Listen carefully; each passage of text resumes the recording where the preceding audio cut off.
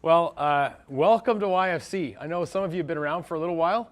I know some of you well, and some of you I'm just getting to know, and some of you I'll meet and maybe get to know over the next year or two as we gather together at events like this and National Ministry Conference and regional retreats and things like that. I may get a chance to visit you in your chapter. That'd be a lot of fun. Try and get around to the chapters across the country. And see what people do and just get inspired by what people do, and then share ideas from one place to another with what's working somewhere else that maybe someone may be struggling with somewhere else. And so it's a lot of fun to do that. Let me just open in prayer, and then I'm going to give a little introduction on, a little background on me, and just sort of talk about YFC. Lord, thanks for bringing us together today. I thank you for each of us being here today and being called by you to be here today. And Father, we pray that this week would be such a strong foundation building for each staff person here. Lord, that they would feel a real sense of empowerment and equipping and a spiritual preparedness for the work that you've set them out to. We just pray these things now and ask that you would just speak through me, Father, through the things that I put together here and some of the stuff that will kind of just come out while we're talking. In Jesus' name, amen. Nice introduction there on the Petra DC Talk thing. Let me just, first I'll show you my family, a little bit about me. This is my family, so you'll see there.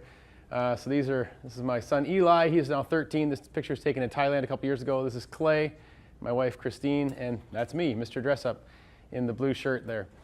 We were riding elephants in Thailand after our last GA, General Assembly, Youth for Christ International. We went and did that fun little thing.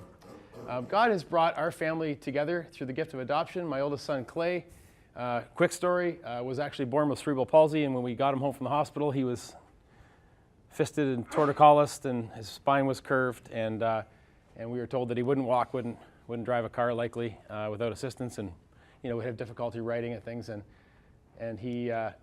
The Lord healed his body, and we're really thankful for that. His neurologist who diagnosed him, who spent 8 weeks with him in the hospital, said it's a miracle. I don't believe in God. I do believe in miracles, and we had a chat about that. But she said it was a miracle. This is Eli. You can just sort of watch this as he goes. This is Eli. This kid could do anything. You know the kids that are gifted at everything, right? And then they put no effort into it after that, right? Like here he is, hitting like right onto the green on this short thing. We had a little golfing instruction when he was 5. Took him to the driving range. He hit a few balls, and then he went to golf lessons. And the golfing instructor said, "Hey, little guy, get up to the, see what you can do there." And he puts his driver on and 150 yards straight out. And I hate golf. Okay, like he wanted to do it. And so, and he goes, "Whoa, can you do that again?" "Sure." Puts one down, 150 yards straight out. Puts one down. Happy Gilmore's, 150 yards straight out. That's Eli. Everything he does well right away. And then he stops trying, and then he's average. So, this is my beautiful wife, Christine. One of the interesting things with our family is, as a few weeks ago, I was in Humboldt, Saskatchewan, and I was with the players and families in the hospital from the Humboldt Broncos tragedy. And I'm a chaplain for the Peterborough Petes junior A hockey team. So as a chaplain and as a national youth worker, I thought, I could probably fit in there. So I went and spent some days in the hospital with Kim Worthington, who's our executive director in Saskatoon, who is also the chaplain for the Saskatoon Blades. So Kim and I are in the hospital together, and we're praying with families, meeting with families. We were there when Dana passed away, the trainer of the team, and with her family, and just a powerful, awful time, but one that I think about every single day. And Susie's back there. I can see the tears kind of welling up because we put our kids on buses, right?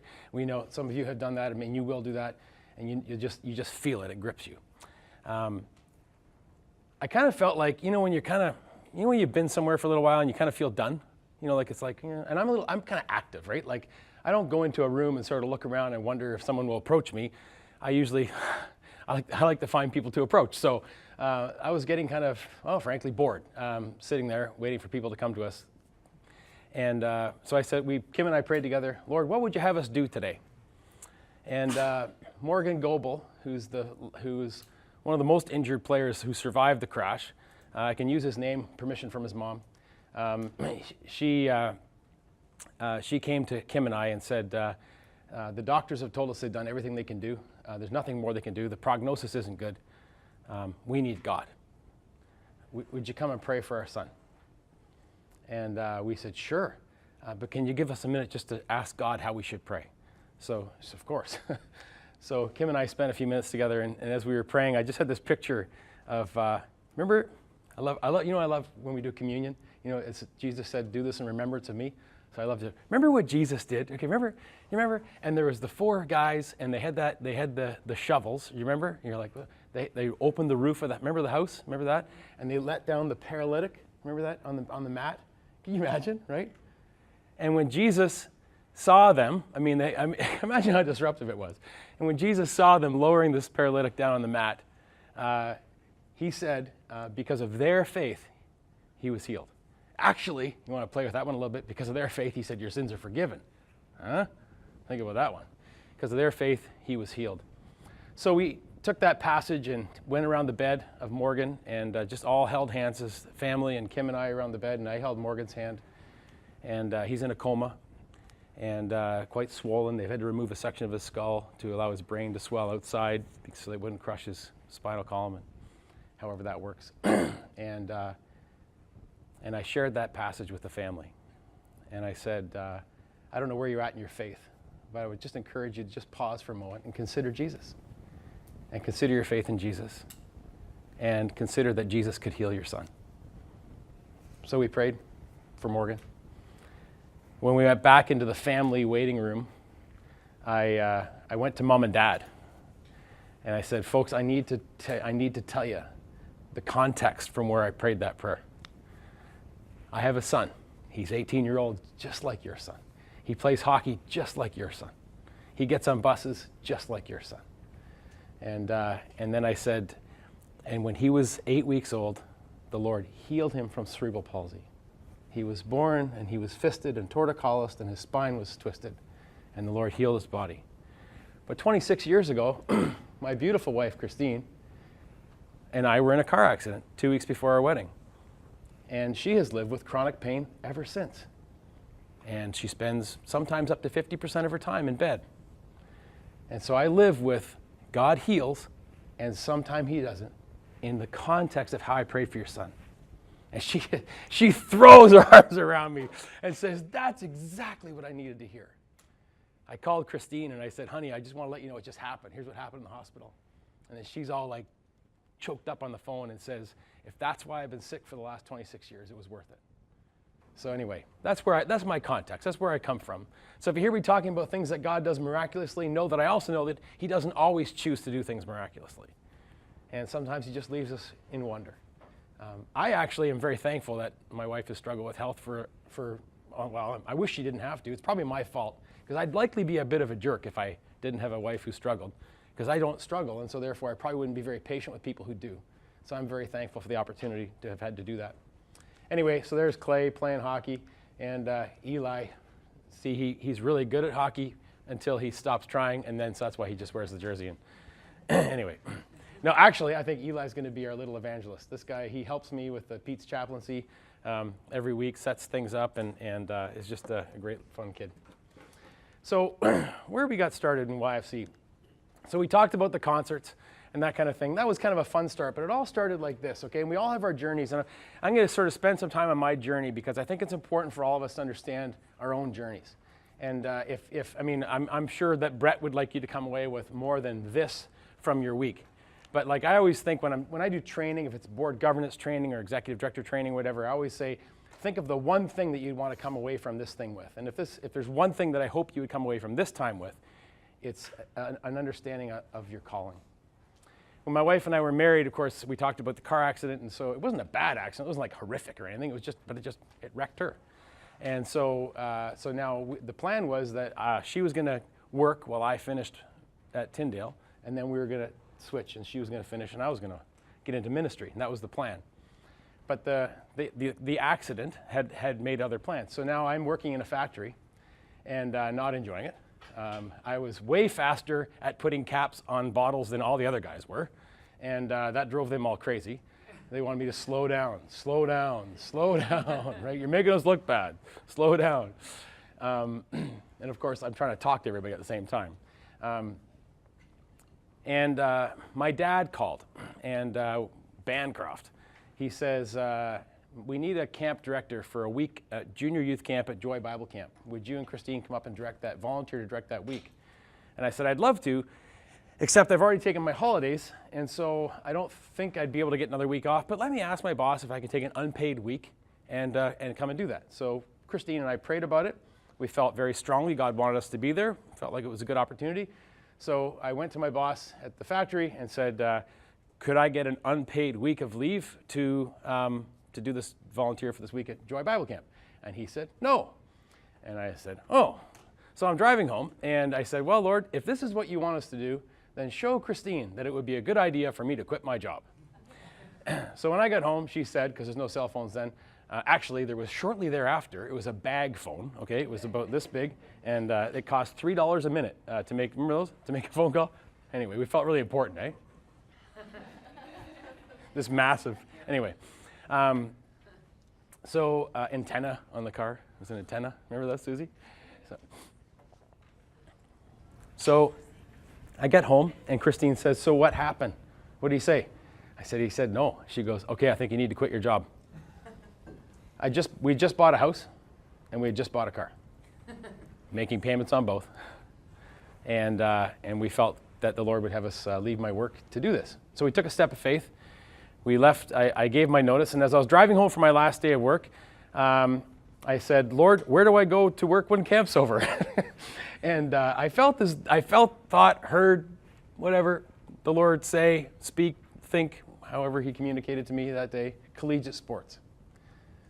So the next morning when I was into town to do some running around to get ready for camp, I threw a resume together really, really quickly and brought it into collegiate sports.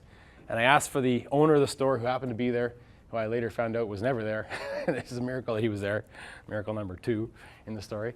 And he says, so I went to him and said, listen, I'm looking for work and I'm wondering if you'd be hiring. And he said, no, I've got so many employees coming back in the fall and all these students returning and the sky is falling, like no way I can hire you.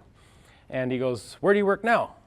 And I always look for an opportunity to share my faith a little bit. So I said, well, actually, I'll preface this by saying, and I don't normally use these words, but if I didn't use these words, he wouldn't have taken it seriously. I'm a born-again Christian. My wife and I feel called by God to volunteer at this camp for a week, and the only way we could do it was for me to leave my job. So I just did that. I don't do that all the time, but I just did that to volunteer this week at camp, and so I'm looking for work when I'm done. He says, when do you get back? So I told him Monday, whatever the date was, August, whatever. He goes, okay, start on Monday. Okay. What time? 9 o'clock. Okay. That was it. Didn't even give him my resume. November of that year, we had a great week at camp, by the way, great week at camp. My niece gave her life to the Lord. She's now, her and her husband now pastor the new Harvest Church in Ottawa, the brand new plant in Ottawa. She was at the kitchen table with her 4 boys, and she told her 4 boys of how she gave her life to the Lord when I was speaking. Wasn't that cool? At the front of Joy Bible Camp that week. So I get back. So in November of that year, we're working in the store. He and I, the boss, late at night doing a display for Christmas. And he says, do you want to know why I hired you? And I said, yeah, I'd love to know why you hired me. He said, 10 years ago, I gave my life to Christ, and I've been running away from him ever since. And I call out to God when I'm desperate and say, just bring a Christian to come work for me to hold me accountable. And so when you said you were a born-again Christian, I had no choice. So I was actually the unpopular guy there because he had to let a lot of people go to make room for me. But it was, anyway. But by being there, so by being at that 1 week of camp, by being faithful to that 1 week of camp, the next year at camp, a year later, I got the week off to do that of my 2 weeks holidays. I took one of my 2 weeks at week of camp. And that week off, we did a concert. So anyone remember the name Kenny Marks? Anyone? Kenny Marks, okay, yeah, a few in the back row there, older folks. Kenny Marks was like the Bryan Adams equivalent of Christian music, okay? Like that was the ballad and the rock and roll and, the Summer '69 Christian version and stuff. Anyway, we brought him to Joy Bible Camp. Kawartha Youth for Christ in Peterborough, that's where I live, Peterborough, was doing concerts. Like they were they were like the big player actually in Christian concerts in Ontario.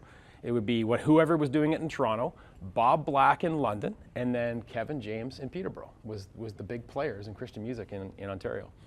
And so Kevin invited me to come to Kawartha to be the event and concert promoter. That was my first job. So for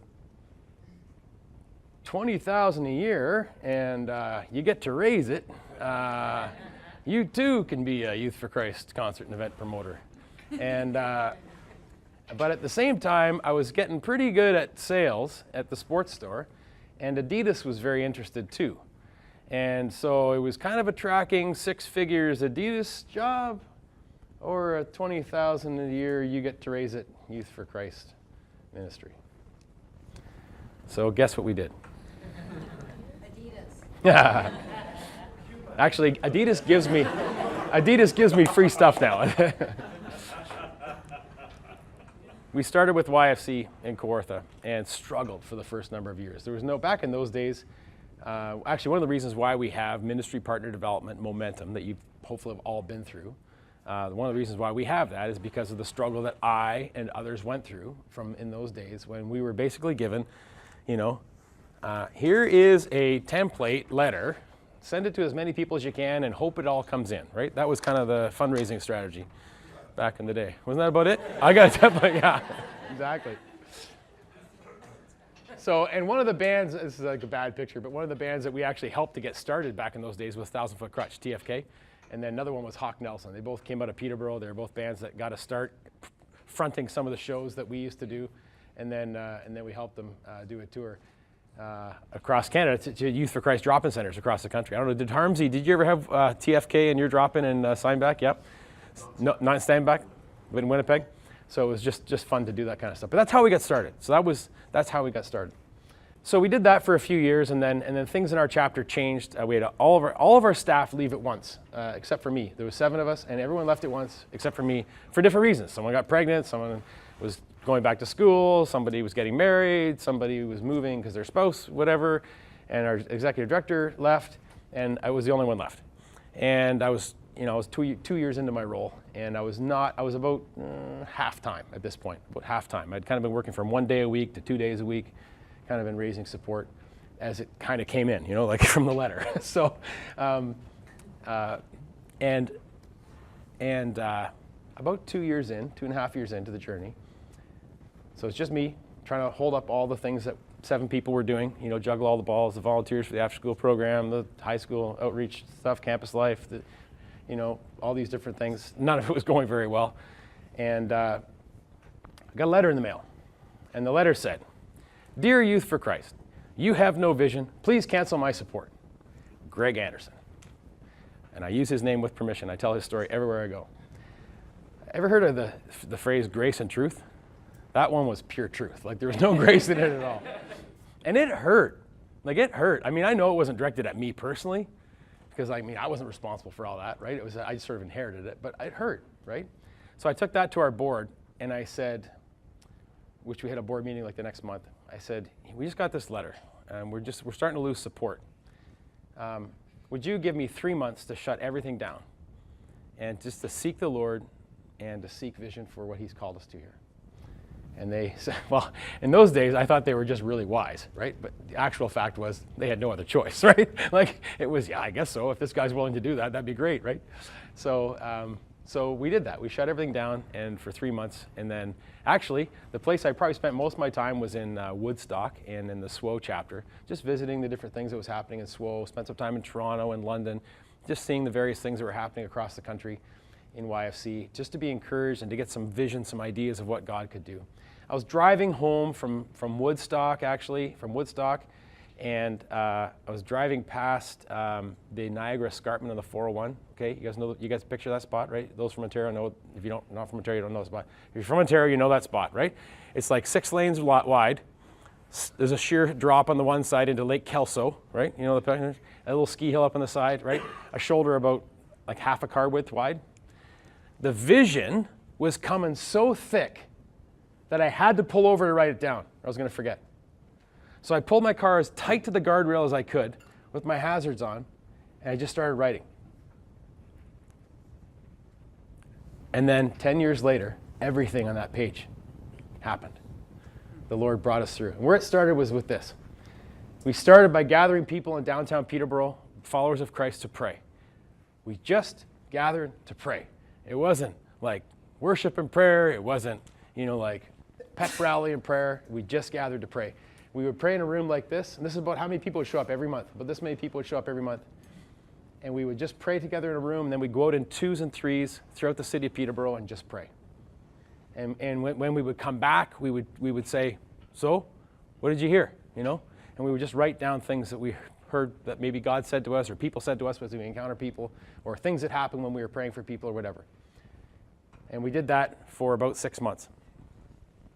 During that time, I was writing a vision for the ministry, presented it to the board, and then I went back to Greg Anderson, and I said, I called him and said, Greg, listen, I'd like to meet with you to talk about your letter.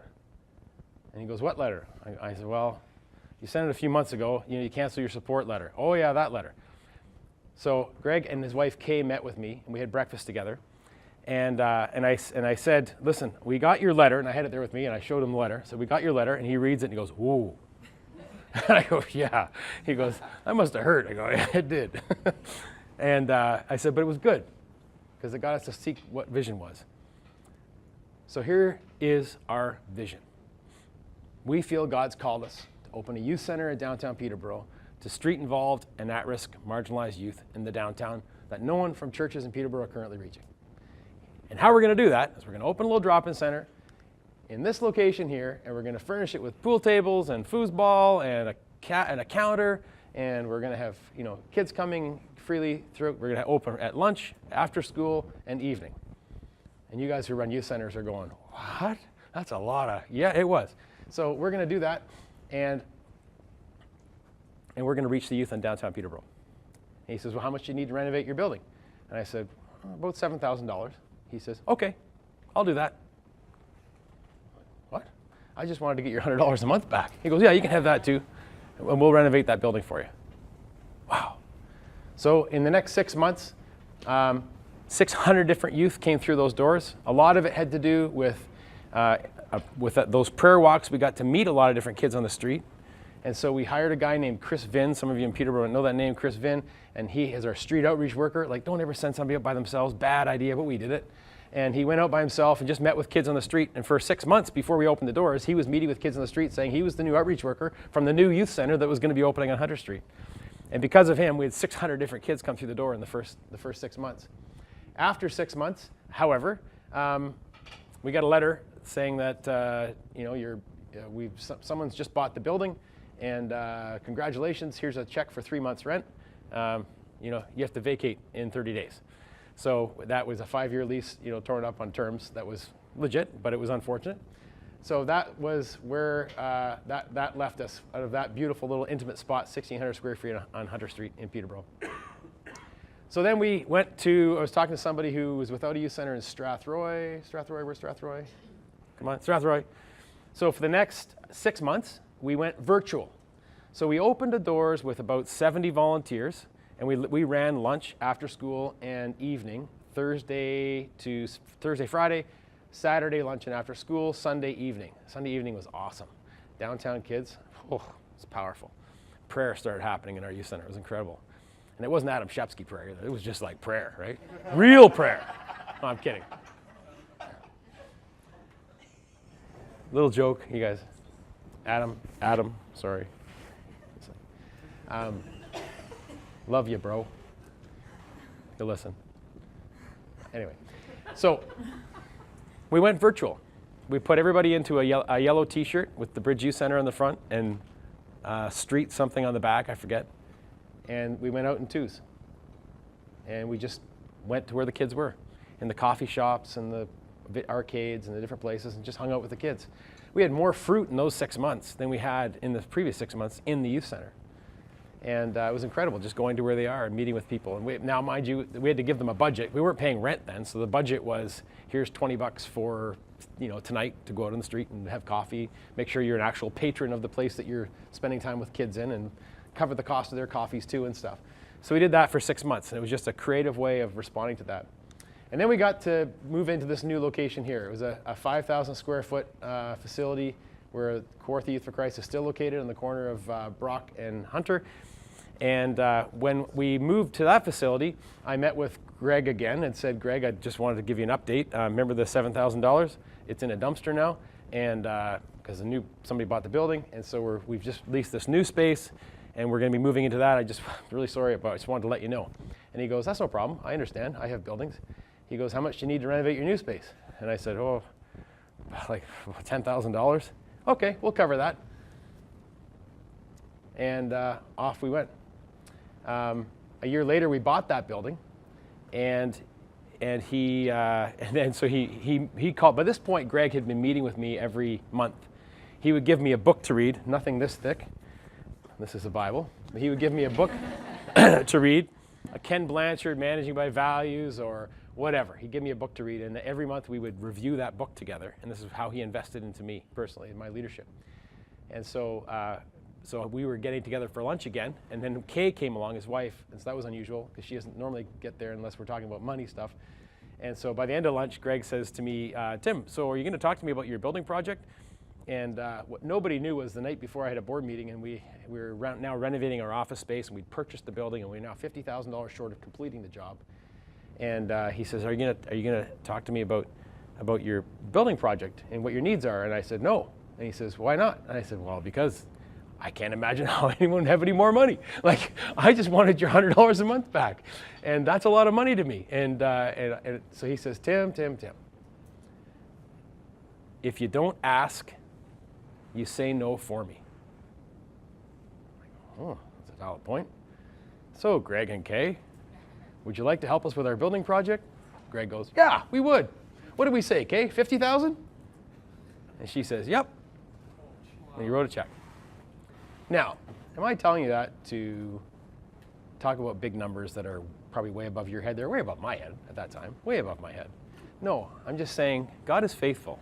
When he's called you to a vision, he will equip that vision, whether it's finances, whether it's, when I talk about 70 volunteers, you're like, what? We don't have that many, we got like 3. He can equip volunteers needed. He can equip in any way, shape, or form. I was sharing a story at the Kawartha dinner the other night where it was that the theme of the dinner was miracles. And it was one little miracle one day, and it was a miracle on my stupid part. So I'm sitting at my desk, feeling really important, looking out over the youth center that's going to open in 2 weeks, and very excited. The paint was done, the pool tables were in, everything, and I look, and all of a sudden, like, tables and chairs. We don't have any tables and chairs. I totally forgot. And look at my budget. I spent all the money. I don't have any more money for tables and chairs. And so I just said, Lord, I need tables and chairs. I'm so sorry. I forgot all about it. I spent the money. Please forgive me. I need tables and chairs. What do I do? Go get a coffee. I feel like a coffee. So I walk down to Hasselton's, a little coffee shop in downtown. And I walk in, and Mark, the owner of the store, was there, and he says, hey, how's the youth center coming along? I go, it's great, really well. What are you doing for tables and chairs?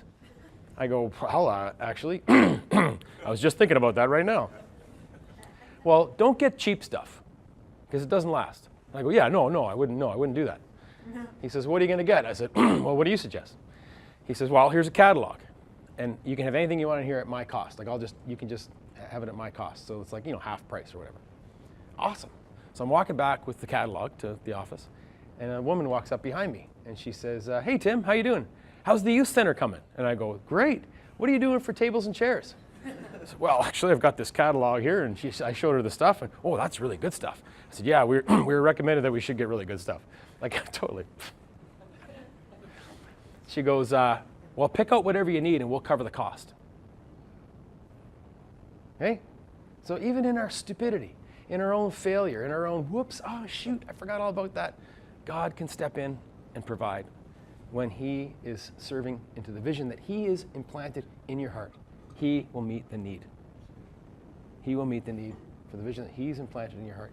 It doesn't always work out that easily, but he will supply the need. Sometimes we need to seek wisdom from others to help us think about the things that we have never thought about before. Like sometimes another perspective can help us think about it in a way we've never thought about it before. And all of a sudden, whoa, the lights come on, and you see how God can step in and provide. So that's how I got started with Kawartha Youth for Christ. just want to go through a couple of slides. For those of you who have been around YFC before, you've seen a few of these slides before, so forgive me. They're going to be all changing for next year. Okay, I'm the designate right now. Do you know that? They call me Mr. D in the office. No, no trains, no. So God created human beings in his own image. Kids, God created us in his image. See, we have to remember why we're doing this. Why are we doing this? What are we doing this for again? Why are we doing this? Because God created us in his image. That's why we're doing this. And a whole bunch of people don't know that. They don't know that. They think that they maybe happened.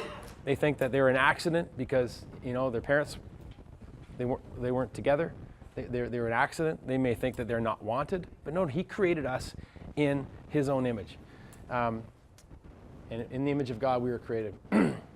And we also do this because for God so loved the world that he gave his one and only Son so that whoever believes in him will not perish but have everlasting life. And you know what? And some people don't know that.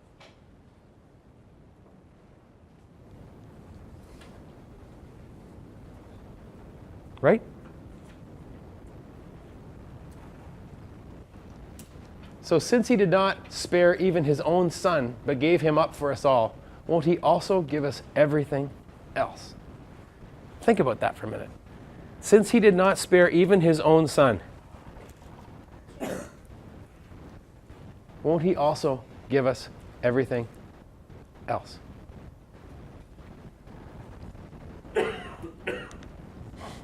This is a little picture of YFC across Canada. Across the country, you are from one of 33 chartered chapters. What's a charter chapter? We have a charter. This is the boring stuff, okay? You can go to sleep now. We have a charter. That's an agreement, basically how we all work together, how we agree to work together. We're kind of an association model. We have a national office and then 33 charter chapters. Like, that would be like Southwestern Ontario, like, what do we got there? Montreal, like Winnipeg, like Steinbach, like Landmark, like Saskatoon, like Prince George. Yeah. There we go. I knew there was a crazy guy anyway there. Now we have 5 affiliate chapters. What's the difference between an affiliate chapter and a charter chapter? A charter chapter is their own separately incorporated charity. An affiliate chapter is administered and run out of the national office. We just started doing this a few years ago because it's way more efficient to start a new work this way than to go through all the paperwork of becoming a separately incorporated charity. So we're launching this way. We have, I'll go in order of how they started, Brockville, Prescott, next Okanagan, which is led by Carmen Rempel, and then Nipissing, which is North Bay, and then Halifax, and then Cape Breton. So we have those 5 new ones. We've just, we'll be announcing later this week or next week, our director for affiliate ministries is Byron Toth, who's from Regina and has just moved to Moncton, and he'll be overseeing the development of those across the country. This will be the way we can launch things quickly. A chapter, so just to give you an example, it takes about 2 to 2.5 years to get your charitable status through the government. Okay, so we want to start a Youth for Christ ministry. Oh, wow, that's great. We're so passionate about this. Awesome, here's 2.5 years worth of paperwork. Oh, right? We're really excited to start a Youth for Christ ministry. That's awesome. What kind of person are you? Oh, you're a great person. Awesome. Do you feel called by God? Yes. Here's a bunch of tests. Perfect. We think you're called by God too. 6 months later, you're running, right? That's the short version. New conversations, all the blue dots across the country, having them all the time. People wanting to start new Youth for Christ ministries. So if they're in proximity to a chapter, we would call that local chapter and say, hey, so-and-so wants to start wants to get Youth for Christ going. Do you want to have that conversation with them? They would go, sure, that'd be awesome. Or no, we don't have the capacity, or no, that's way too far for us. And so if it's the no's, then we would look at it nationally, and if it's not, then they'll do it as a local chapter. 900 different programs across the country. We'll come to that in a minute. Like we have, 819 staff. Did you know that? We grew by over 100 staff last year. Pretty incredible. 819 staff across the country, and just under 6,000 volunteers. So in 2016, I should say 2017. They didn't change that. Yeah. What was the one dot farther north in BC? That is your guy up in Dawson Creek. Dawson Creek? No. You got AJ Mackenzie, but that's a lot. Mackenzie. That's a lot farther than Mackenzie. Dude, I don't know my geography. Like, I just put dots on a paper. Okay, look. Okay, here's the deal. Okay, AJ, is that his name? AJ swears that he's the highest North YFC. Okay, in the world. That's what he says. So like I had to show it above those two. So anyway. Sorry, I should have changed that. That should have in 2017, so forgive me for that number not being there. In 2017, we contacted 192,820 youth. That's a decrease from the year before. Now, you're going to get into, so when you guys are, every year your ED is going to give you some stats to fill out for your thing, okay? Like, please keep track. Like don't go like, I don't know. What did I say last year? I don't know. 110, I don't know. Like, don't do that. Like, actually write it down so we know, okay? Because the problem is, then we end up with skewed numbers. So we don't really know right now if we're down or if we're up or if we don't know because we don't know. So, but we know this is pretty close because we call each executive director and say, how did you get this number? How did that happen? This thing, and blah, blah, blah. So we think that that's what we're at. 58,000 were given an opportunity to follow Christ. And you'll see I'm showing decrease of, right? Just to be transparent here. We're decreasing in how we have, you guys, okay, you in the chapters have said we have actually told fewer people about Jesus in the last year. Okay, that's what that number says. Yes? Just a real quick question for clarification, Tim. The numbers on the black on the slide, those are 2017. Yeah, I said that. I didn't change the thing. I could change it right now for you. I know I'm the same way. I'd want to change it. It would drive me crazy. Yeah, 2017. And then 2,997 new followers of Christ. That's 8 followers of Christ a day, which is down from 13 last year. Okay, so now why do I tell you that? You'll get these slides, but I'll change the 2017. Why do I tell you that? It's exciting to know that we're reaching that many kids across Canada. That's exciting, right? But why do I show you the decrease? Because it's important that, what? Encourage, it's important that we focused, right? One of the things that when we're coming into this next year, we're doing this whole transition thing at National Ministry Conference, and I'll talk. Well, I'll just keep going. I'll tell you some stuff that's going to be happening. But it's for us. It's good to know that about 3,000 kids last year came to faith in Jesus. That's amazing. That's pretty amazing across Canada.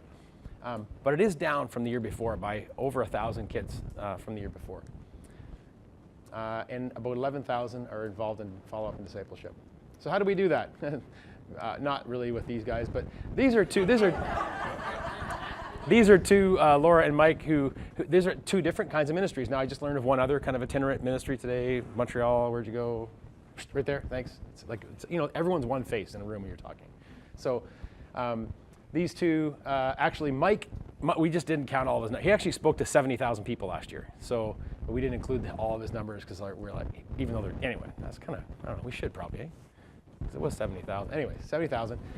Laura she talks to about 25,000 kids a year. And so anyway, those are just 2 though. That's not, so anyway, we lowered Mike's numbers because we didn't want to inflate ours, you know what I mean? Like the whole thing. So, but how do we really do it? Most of it is a lot of the stuff you guys do. Meal programs, young parents, sports related programs, employment training, drop-in centers, homework help, school programs, camp programs, all kinds of different things that happen across Canada. I'm going to highlight just for a second sports. I don't have a slide for it, but I think that we can be more involved in sports. I think we can be more involved in sports. Sports is the idol in Canada. It's the small g god in Canada. Like people, all the time is spent on that. And I think we do a lot more in sports. Just for you guys to be thinking about down the road. Drawing a blank. The guy's name in London who runs a basketball program. Who knows? Jay, okay? Jay. So they run a basketball program. So who comes to the basketball program? Mostly low-income kids that come to the basketball program, and they have a league. They have their own league, okay?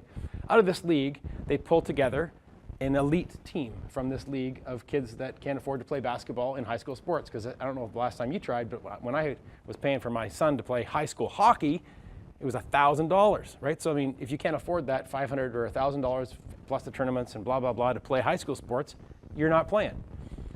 They had 5 kids from this London Youth for Christ basketball program ranked in the NCAA rankings. One of them just signed with Western this week. And one of them was in the Canadian Top Prospects game tournament a few weekends ago. Pretty cool, right? Isn't that cool? Like they've got club teams in Toronto that want to adopt their program and to become a part of their club because it's so successful. We should be running programs like that that are so successful. One that I wish we'd picked up on Peterborough a while ago was floorball. I mean, I heard of floorball, right? Kind of an obscure kind of a floor hockey kind of a sport. Well, did you know it's going to be an Olympic sport? And if you got kids involved with floorball and they're actually pretty good, they could play in the Canada Cup. And if they played in the Canada Cup, which is like just a fun tournament to play in Toronto, it'd be a great like trip for your kids from wherever part in Canada you're from.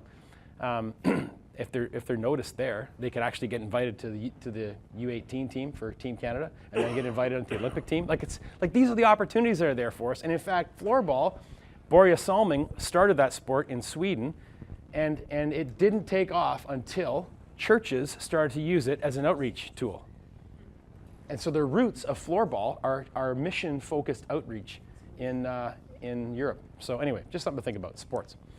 Okay, I want to tell you a little story. Kind of a theme of my 10 years, I move into July 1, becoming the new national director, is the word intentional. If we're not if we just go through the day, we end up at the end of the day going, shoot, I could have done, or boy, it's too bad that I didn't, and right? Or, you know, and I'm feeling it right now, like you start to, whatever, you know, like there's lots of ways to be intentional, right? Intentional with spending time with your spouse, intentional with how you raise your children, intentional with, and if you're not intentional, then those years slip by, those days and weeks and years slip by, and then you realize you missed something, and somebody else did too. I'm going to just tell you a little story about Highlands. This is the right date, 2016. In 2016, Highlands Youth for Christ contacted 4,697 youth. And that is like the number. Like Ann McCallum that would be, no, you can't count that kid. So it's only 497. 983 were given the opportunity to follow Jesus, okay? Now, Ann McCallum took a sabbatical. That's intentional. She didn't take a sabbatical, she was tired. She took a sabbatical at 8, 9 years from the last time to just take 3 months to take time to be with God. And in taking that time to be with God, she heard from God. Funny thing, eh? And when she heard from God, do you know what he said to her? Build my kingdom. I said, Ann, so what did God say to you on your sabbatical? Build my kingdom. I go, so what are you going to do? She goes, everything that's not building his kingdom, we're going to stop doing, and everything that is building his kingdom, we're going to start doing. We're going to keep doing.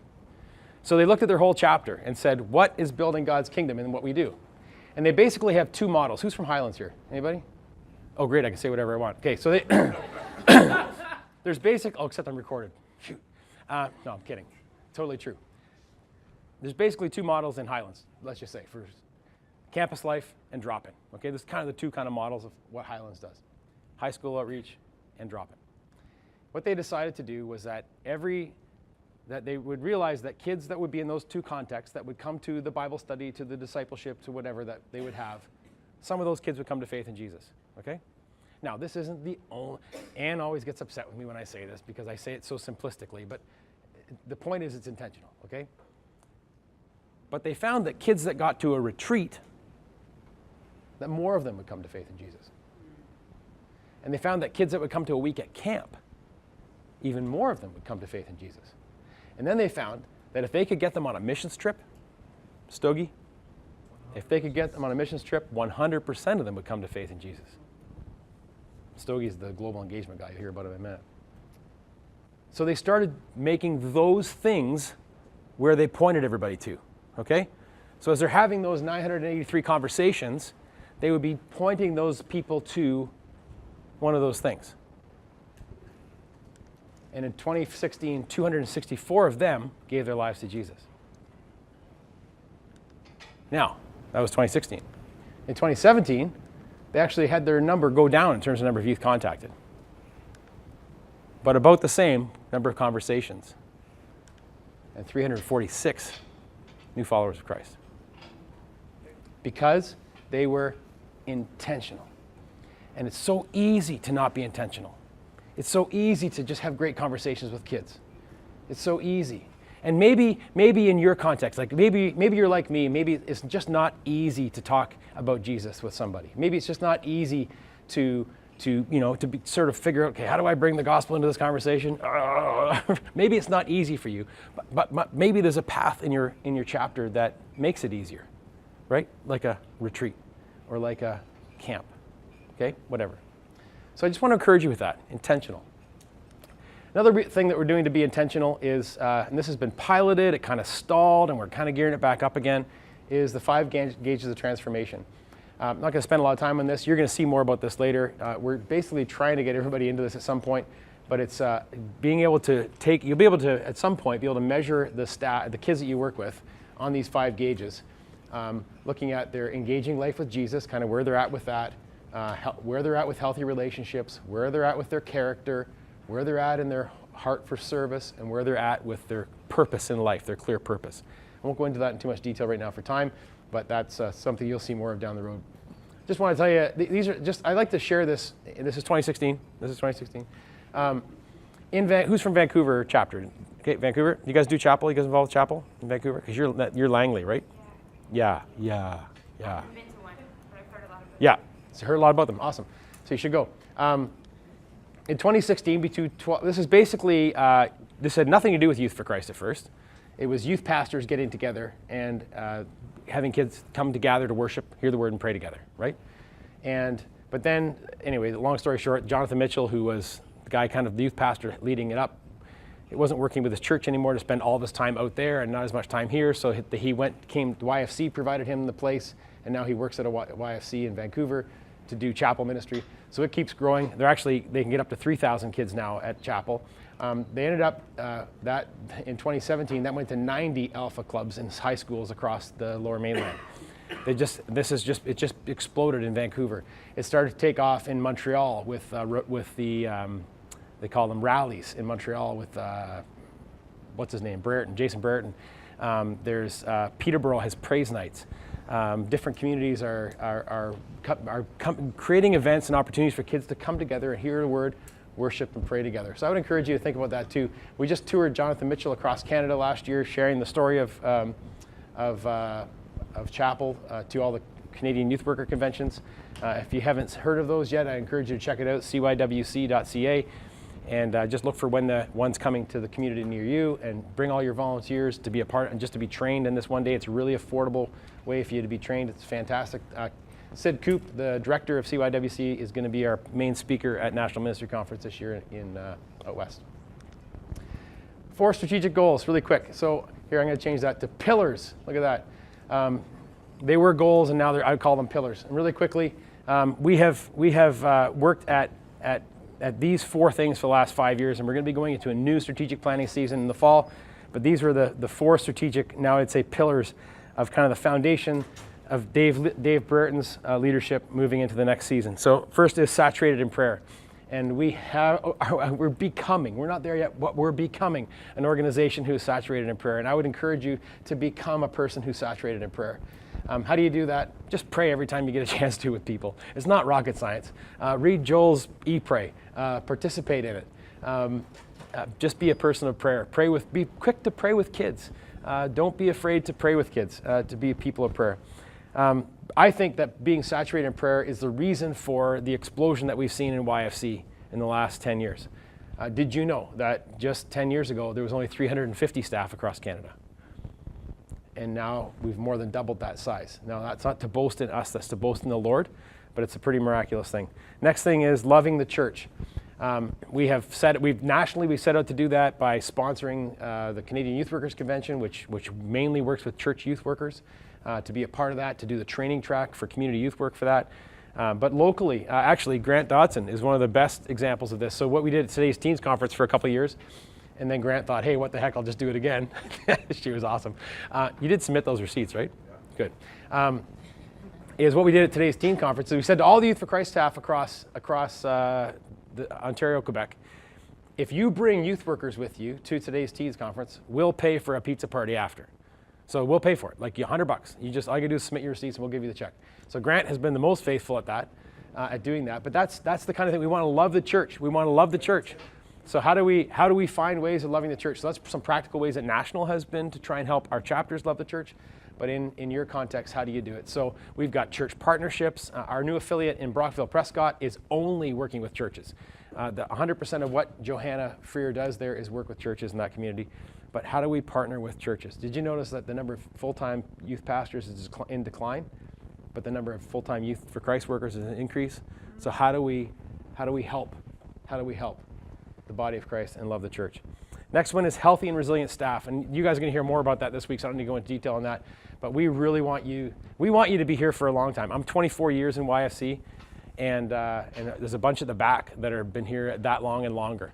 And look at how wonderful they look. I mean, look at Jim Harms. Don't you want to look like Jim? Seriously, we want you to be healthy, and we want you to be resilient in your ministry. So listen to the things you're being taught on this week in that.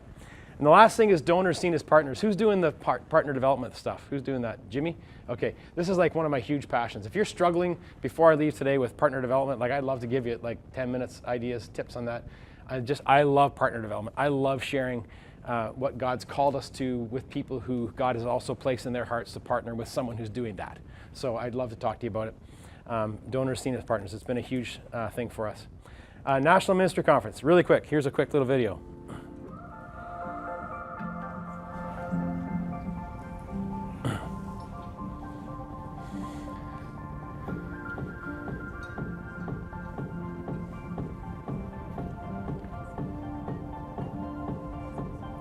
This is this year, our National Ministry Conference is every year, the last week of June, going into July 1st usually.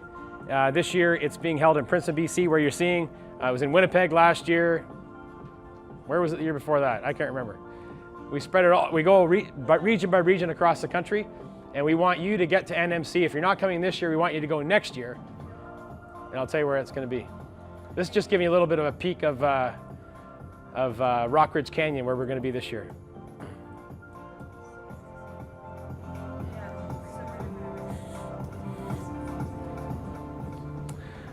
So this is so cool. Rock Ridge Canyon is a Young Life camp, and we're in partnership with them actually. Young Life is actually doing our kids ministry for us. Isn't that amazing? So that's awesome. Carmen Rempels worked that out with the Young Life the president of Young Life has offered to do even some more stuff for us as we've been building a relationship with them as well. So great place.